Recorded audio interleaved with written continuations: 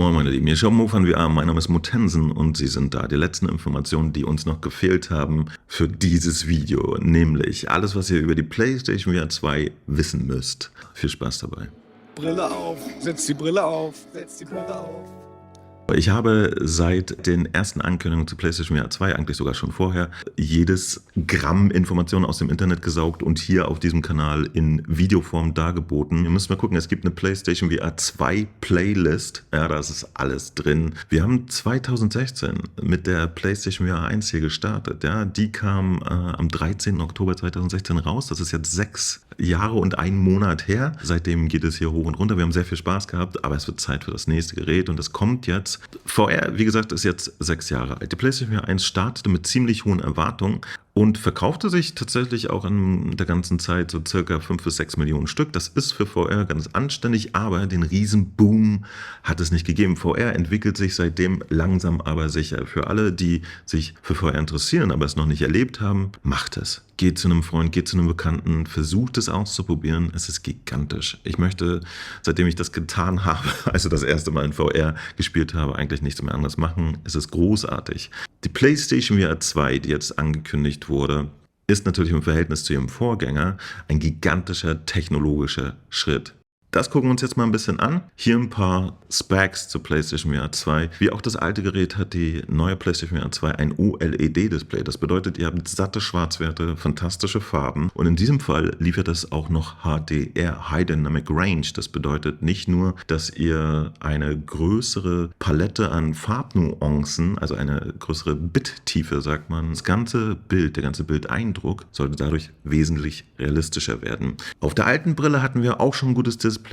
Die Auflösung war allerdings begrenzt. Jetzt bekommt die PlayStation VR 2 auch eine hohe Auflösung, 2000 x 2040 Pixel pro Auge, also insgesamt 4K. Das ist anständig. Entspricht aber auch tatsächlich dem momentanen Standard. Und das bedeutet, man kann die einzelnen Pixel, 2016 war das noch nicht so, nicht mehr so gut sehen. Ja, man hat nicht mehr diesen klassischen Fliegengitter-Effekt, dass man tatsächlich die Pixel noch wahrnimmt. Das ist gegessen. Das Ganze wird dann mit 90 bzw. 120 Hertz Bildwiederholfrequenz betrieben. Das erscheint euch, wenn ihr bisher am Fernseher gespielt habt oder so, extrem hoch. Aber in VR ist das wichtig, damit das Realitätsgefühl möglichst identisch ist mit der realen Realität. Diesmal haben wir auch kein einzelnes Display, sondern 2 einzelne. Und das ermöglicht der PlayStation VR 2, den IPD frei einzustellen, sodass ihr es perfekt auf euren Augenabstand einstellen könnt. Ihr habt vielleicht das Headset jetzt auch schon gesehen. Es spricht von der Bauform her sehr der PlayStation VR 1. Wiederum war das mit Abstand bequemste Headset, was ich in den letzten 6 Jahren auf dem Kopf hatte. Es hat einen Halo-Strap, das sitzt so vorne auf dem Kopf, sehr bequem, verteilt das ganze Gewicht auf dem Kopf insgesamt und das Headset schwebt dann sozusagen vor euch. Finde ich tatsächlich klasse. Und es hat den Vorteil, dass ihr mit einer Brille fantastisch drunter kommt. Das ist auch bei der PlayStation VR 2 so. Ein wichtiger Aspekt bei VR-Brillen ist auch das sogenannte Field of View. Ja, ihr kennt das. Momentan sieht das ungefähr auch so aus wie bei einer Taucherbrille, noch nicht mal so viel.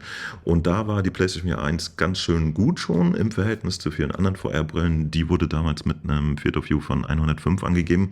Bei der PlayStation VR 2 gibt es Sony mit 110 an. Es wird also auch ein bisschen breiter, das ist gut, dann habt ihr nicht diesen Tunneleffekt in VR, beziehungsweise der löst sich immer weiter auf. Ihr könnt mir aber auch vertrauen, dass der gar nicht so relevant ist, wenn man im Spiel drin ist.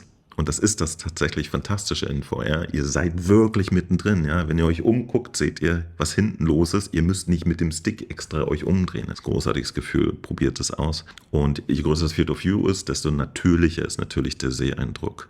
Das Tracking auf der PlayStation VR 1 war der Weak Point. Ja, wir hatten eine Kamera, die stellte man meistens vorne auf dem Fernseher. Die hat euch und euer Headset und die Controller angeguckt und die Position im Raum berechnet. Das passiert jetzt anders. Die PlayStation VR 2 hat 4 Kameras hier an der Seite vom Headset verteilt.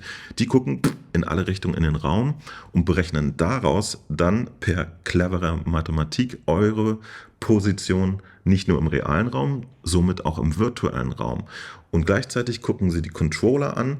Die haben ja so Ringe drumherum, das habt ihr gesehen. In denen sind Infrarot-LEDs versteckt und die werden auch von diesen Kameras mitgetrackt. Das Ganze nennt sich Inside-Out-Tracking, ist ein fantastisches Prinzip. Das kennen wir jetzt von der MetaQuest und von der Pico und auch von einigen PC-Headsets. Das funktioniert wirklich mittlerweile gut und ihr habt den Vorteil, ihr könnt euch jetzt auch von einer Kamera, die nicht mehr existiert, wegdrehen. Ihr könnt euch also frei im Raum bewegen. Zumindest solange wie ihr durch das 5,5 Meter Kabel dann euch von der PlayStation 5 wegbewegen könnt. Aber ihr könnt euch drehen etc. Das ist jetzt kein Problem mehr. Damit kommen wir zu dem Kabel. Das ist auch wieder fest im Headset verbaut, wird aber diesmal einfach vorne in den USB-C-Anschluss der PlayStation 5 gesteckt. Pum. Und damit seid ihr fertig. Keine Riesenkabel, keine extra Kiste, das braucht man nicht mehr.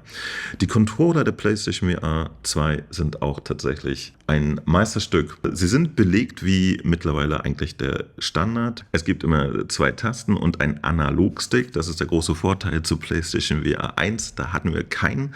Da war einiges ein bisschen umständlicher.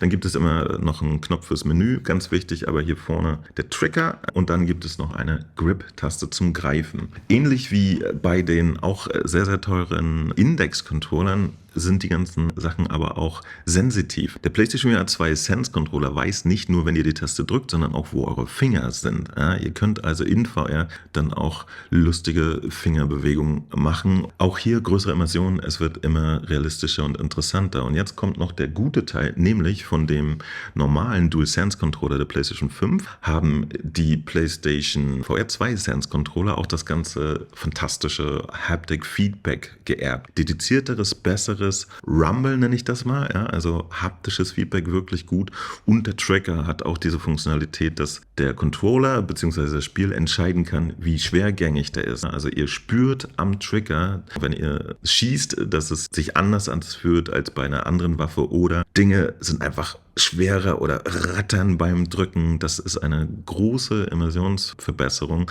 Das wird richtig interessant. Laden kann man die dann einfach per USB-C. Es wird auch für 50 € eine schöne Ladeschale geben. Da steckt ihr einfach in den USB-Port so einen kleinen Pinöppel und dann habt ihr die nahezu kontaktlos, werden dann aufgeladen. Das ist komfortabel, aber nicht nötig. Dieser Effekt, ja, dieses Haptic Feedback, und das ist auch einzigartig bei der PlayStation VR, den gibt es auch im Headset selber. Und das ist tatsächlich zum ersten Mal ein VR-Headset, das mit Feedback geben kann im Kopfbereich. Das wird sehr interessant. Ja. Stellt euch vor, ihr sitzt in der Deckung, guckt raus, boom, der Gegner schiebt euch ab, ihr spürt es direkt. Man weiß natürlich noch nicht, wie sich das anfühlen wird, weil keiner von uns das bisher gemacht hat. Das ist sehr interessant. Es gab auch ein Patent von Sony, wo sie tatsächlich durch Force Feedback im Headset auch explizit Motion Sickness positiv beeinflussen wollten. Das wird auch nochmal interessant, ob sie das geschafft haben. Da bin ich wirklich gespannt. Das absolute Highlight der PlayStation VR 2 ist aber neben den fantastischen Controllern und der sonstigen wirklich guten Technik das Eye-Tracking. Die PlayStation VR 2 wird eure Augen tracken können und weiß, wo ihr hinguckt. So sagt ihr euch, ja, das ist ja schräg. Wozu? Soll ich jetzt mit meinen Augen die Menüs bedienen oder was? Ja, das geht jetzt alles. Ihr könnt, während ihr spielt, auch irgendwo hingucken und das kann eine Interaktion sein. Es gibt zum Beispiel schon eine Ankündigung für Horrorspiele, wo das Spiel, und jetzt überlegt euch das mal, weiß, wann ihr blinzelt. Ja? Schönen Gruß an Mr. Jumpscare. Also wenn ihr kurz die Augen zumacht, macht sie nicht wieder auf. Es hat noch eine zweite Bewandtnis, wenn ihr in Sozial-VR-Aktivitäten unterwegs seid, ja, als lustiger 3D-Avatar in einer virtuellen Welt, dann könnt ihr natürlich jetzt nicht nur blinzeln, sondern auch irgendwo hingucken, was die ganzen Interaktionen dann mit anderen Mitspielern einfach lebendiger und interessanter macht. So, aber der wichtigste Aspekt, der ist auch für mich als Technikbegeisterter sehr faszinierend. Es gibt eine Technik, um Performance zu sparen. Also generell bei VR. Das wird gerne benutzt, weil, wie gesagt, das normale Bild eines Spieles, was auf einem Fernseher einfach nur mit 30 oder im guten Fall 60 FPS berechnet werden muss, das muss bei einer VR-Brille zweimal berechnet werden und dann aber bitte auch mit mindestens 90, am besten 120 Hertz. Ja? Die Rechenleistung potenziert sich da krass, auch wenn die PlayStation 5 da wirklich gut Performance mitbringen, kann man noch was einsparen. Es gibt eine Technik, die nennt sich Forward Rendering. Normalerweise funktioniert die so, dass in der Mitte eures Bildes alles scharf ist und zum Rand hin wird da weniger und weniger Auflösung berechnet, also weniger Shader-Effekte, weniger Auflösung und das spart Rechenzeit. Bei der PlayStation VR ermöglicht das Eye-Tracking dynamisches Forward Rendering. Das bedeutet, wenn wir jetzt irgendwo hingucken, dann wird dort das Bild in der besten Qualität gerendert. Also überall, wo ihr hinguckt, wird das Bild in der besten Qualität gerendert. Und das ist auch noch ein interessantes Ding, denn ich habe gesagt, ja, die Pico 4 hat die gleiche Auflösung oder auch die Quest 2 eine ähnliche Auflösung wie die PlayStation VR 2. Was die meisten Leute aber nicht so wissen, die wird gar nicht bespielt.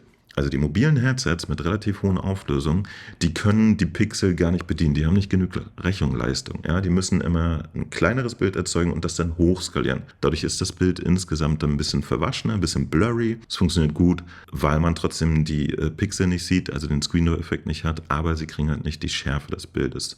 Das wird auf der PlayStation VR 2 jetzt ganz anders sein. Ja? Also die 2000 x 2040 Pixel pro Auge können auch voll bespielt werden. Gerade auch durch dieses dynamische Forward-Rendering wird sehr, sehr viel Rechenzeit gespart und ihr werdet immer ein brillantes Bild haben, das dann auch noch in den besten Farben und HDR, das wird richtig interessant. Der kleine Downer, den es gibt, ist im Verhältnis zur PlayStation VR 1, die hatte nämlich sogenannte asphärische Linsen. In sämtlichen anderen VR-Headsets bisher wurden Fresnel-Linsen benutzt. Ja, die sind mit einem speziellen Schliff, sie sind leichter und billiger zu produzieren als asphärische Linsen, ein Teil, was in VR sehr gerne benutzt wurde. Sie haben aber auch den Nachteil, dass sie bei bestimmten kontrastreichen Lichtsituationen immer so leichte Artefakte haben und auch nicht so ein großes, sauberes Sichtfeld, wie zum Beispiel asphärische Linsen. Oder bei ganz modernen Headsets werden jetzt sogenannte Pancake-Linsen benutzt. Die haben auch wieder ein größeres, klareres Sichtfeld.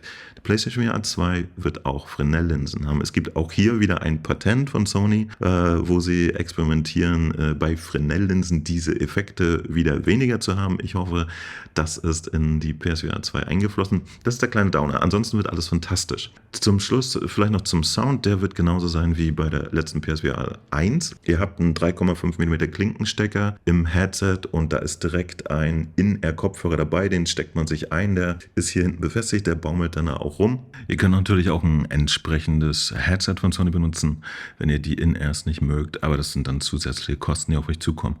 Viel interessanter ist, was in der PlayStation 5 mittlerweile beim Sound passiert. Sony hat das Tempest 3D Audio genannt. Und während in früheren Spielen die Entwickler für den räumlichen Sound im Spiel selber sorgen müssten, ist das jetzt eine feste Engine, die verbaut ist. Ja, genauso wie bei der Grafik mittlerweile das Licht sehr realistisch verrechnet wird, wie es sich im Raum fortpflanzt. Das passiert jetzt auch mit Audio. Also wenn ihr Geräuschquellen habt, dann reagieren die auf Wände, Boden und auch die Beschaffenheit der entsprechenden Materialien und der Sound wird dementsprechend modelliert. Und er ist natürlich komplett räumlich. Das ist, wenn man vor dem Fernseher sitzt, vielleicht witzig.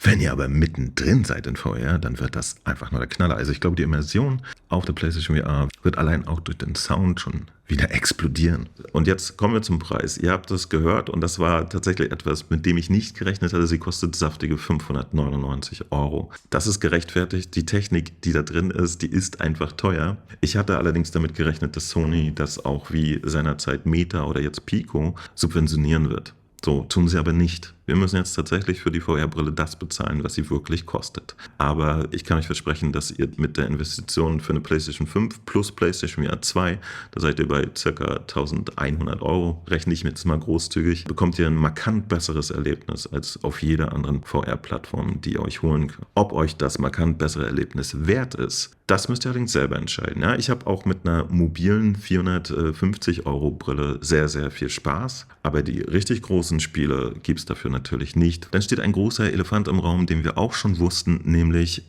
die PlayStation VR 1 Spiele, und das ist ja immerhin eine Library von 500 Spielen, die da existieren, sind nicht kompatibel zur PlayStation VR 2. So, keine Panik, nicht schlucken, das ist nicht so problematisch, wie es klingt, denn jeder Entwickler kann natürlich sein Spiel patchen und dann PSVR 2 kompatibel machen. Das ist kein Problem und das passiert jetzt auch. In diesem Moment sitzen hunderte von Entwicklern und machen genau das.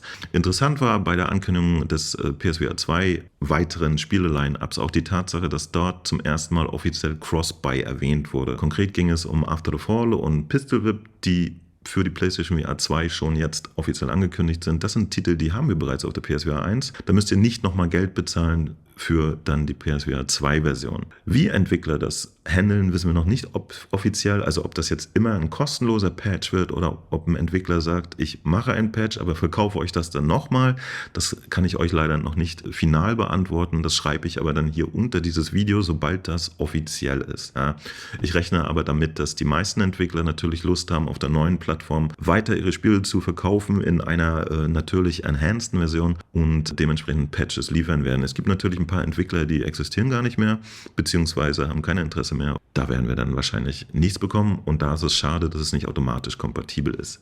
Und damit wäre ich jetzt auch schon beim Spiel Line-Up. Bei dem Line-Up der PlayStation VR gibt es ein kleines Problem. Für uns VR-Freaks, die ja 6 Jahre alles gespielt haben auf allen Plattformen, was da war, ist das gar nicht so aufregend, denn Sony hat auch von den bereits existierenden Titeln auf anderen Plattformen sich die ganzen Perlen rausgesucht und dafür wird es jetzt PlayStation VR 2 Versionen geben. Wenn ihr noch nie VR erlebt habt, dann könnt ihr die alle jetzt zum ersten Mal sehen und das ist natürlich bombastisch und da sind krasse Sachen bei. Aber kommen wir mal kurz zu den Perlen, die es geben wird. Eine schöne Geschichte ist das offizielle Horizon Spin-Off, das wir kriegen werden. Auch schon ganz groß angekündigt von Sony mit spektakulären Ingame-Grafik-Trailern. Horizon Call of the Mountain. Das wird zwischen 8 und 10 Stunden lang sein, ist also nicht dieser riesige Open-World-Titel, aber ihr seid in der ganzen Horizon-Welt und könnt diese fantastischen Roboter-Dinosaurier jetzt endlich mal selber sehen. Ja, und ich sage das wirklich so, denn es ist ein Riesenunterschied, auf einem Fernseher das alles zu beobachten